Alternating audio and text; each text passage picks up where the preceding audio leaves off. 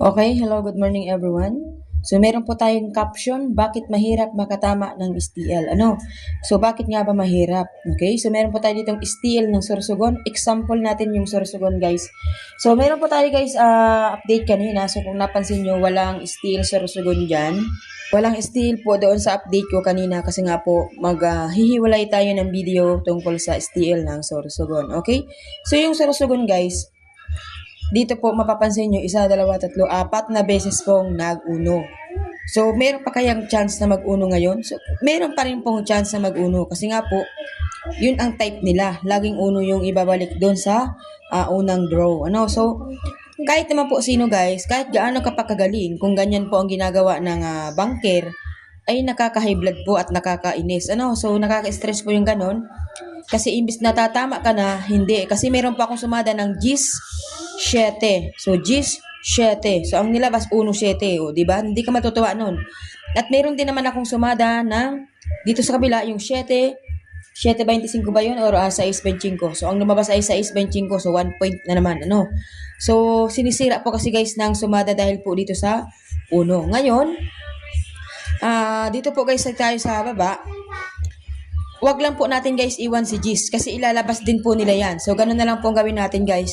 Wag lang po natin iwanan si GIS dahil marami pa rin pong chance na lumabas si GIS dahil po ito ay mga sumada yan ng GIS guys. Sumada GIS, sumada GIS, sumada GIS, sumada GIS. Lahat po yan sumada GIS. So, lagi pong mayroong chance na mag-GIS, diba? So, ang kapares ng GIS sa pattern ay 26. Kaya nilagay ko po si 26. Dahil sumada rin po yan dito sa 35 at saka dito sa pasunod po dito sa 25 saka 27, di ba? Inipit si 26, so mayroong chance si 26 at saka yung 22 naman guys.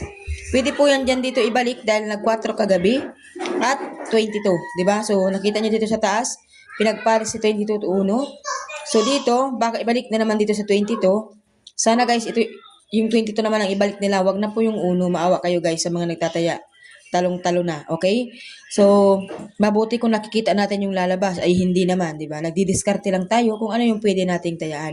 So, halimbawa guys, 17 po yung kapares din ng 1 sa pattern, saka yung 22, di ba? So, naglagay tayo yan ng 17. So, 17, GIS, 26, 32. So, ito po yung sumada natin today sa steel po ng Sorsogon, okay? So, sa mga nag-aabang dyan guys ng Sorsogon, ito po yung sumada nila. Kung taga Sorsogon man kayo guys, please like and share. So, paki-share naman po ng ating mga videos. Ayan, kung kayo po taga STL, ayan, kung kayo po talaga ay taga-suporta, paki-share naman guys para makarating sa ibang lugar. So, makarating sa mga kabarangay ninyo o sa mga ka-STL ninyo, di ba? So, malaking tulong po ang ating pong ginagawa sa araw-araw na ako po ay nag-update ng sumada or nag-tutorial lagi ng sumada. Okay? So, yun lamang guys. Maraming salamat po. Good luck po sa inyong lahat.